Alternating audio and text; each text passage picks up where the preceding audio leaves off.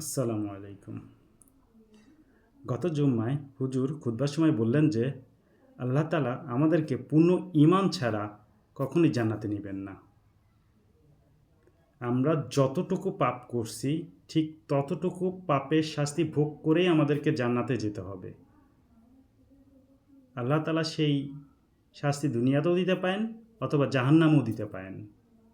কিন্তু পূর্ণ ঈমান নিয়েই আমাদেরকে জান্নাতে যেতে হবে। যতটুকু পাপ করছি ঠিক ততটুকু পাপের শাস্তি আমাদেরকে ভোগ করতেই হবে।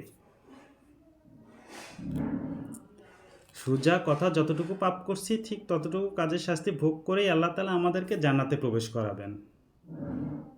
কারণ আমরা শেষ নবীর উম্মত, তো একটা সময় আমরা জান্নাতে যাবই, শুধুমাত্র শিরকি গুনাহ ব্যতীত। আর শিরকি গুনাহ হচ্ছে আল্লাহর অস্তিত্বে অন্য কাউকে শরিক করা, মানে আল্লাহর সাথে কাউকে শরিক করা। সুতরাং আমরা আল্লাহর সাথে কাউকে শরিক করব না। আর যদি ভুলের ইচ্ছা অনিচ্ছাকৃতভাবে যদি করে থাকি, তো আল্লাহ তাআলার কাছে আমরা এখনই ক্ষমা চেয়ে নিই। আল্লাহ তাআলা যেন আমাদেরকে ক্ষমা করে দিক। মানে হুজুর এভাবে বললেন যে আমরা ভালো মন্দ নিয়ে আমাদের জীবন আর কি। আমরা পাপেও আসক্ত, আমরা অনেক সময় সওয়াবের কাজও করে থাকি আর কি। মানে দুইটা মিলেই আমাদের চলতেছে আর কি। তো যখন আমাদের যদি আখিরাতে যখন হিসাব নিকাশ করা হবে আর কি, ঠিক ওই মুহূর্তে তো জাহান্নাম যদি আমাদের অবধারিত হয়ে থাকে আর কি, তো জাহান্নামে ঠিক ওই পরিমাণ শাস্তি ভোগ করেই পরবর্তীতে আল্লাহ আমাদেরকে জান্নাতে নিয়ে যাবেন। কারণ আমরা শেষ নবীর উম্মত। একমাত্র শিরকি গুনাহ ব্যতীত আল্লাহ তাআলা একমাত্র শিরকি গুনাহ ব্যতীত সবাইকে একটা না একটা সময় জান্নাতে প্রবেশ করাবেন।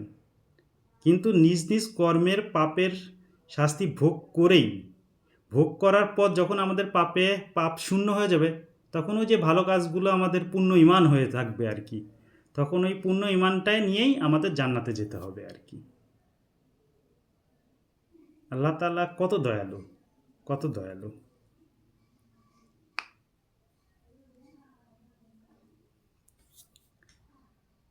তো আল্লাহ তাআলা আমাদেরকে বেশি বেশি ভালো কাজ করার প্রতি আমল দান করুক, হেদায়েত দান করুক, এবং পাপ কাজ থেকে বিরত থাকতে পারি সেই তৌফিক দান করুক। আল্লাহ তাআলা প্রতি আমাদের এই চাওয়া। কারণ বর্তমানে ইমানকে টিকিয়ে রাখায় এক হাতে আগুনের কুণ্ডুলি এবং আরেক হাতে ঈমান, দুটার মধ্যে পার্থক্য করলে বর্তমান সমাজে এই ঈমানটাকে ধরে রাখা খুব কঠিন হয়ে গেছে। আগুনের কুণ্ডুলি হাতে রাখার চাইতেও কঠিন হয়ে গেছে এই ঈমানকে ধরে রাখা আর কি। আল্লাহ তাআলা যেন আমাদেরকে এই ঈমানকে ধরে রাখার তৌফিক দান করুক। আমিন। আসসালামু আলাইকুম।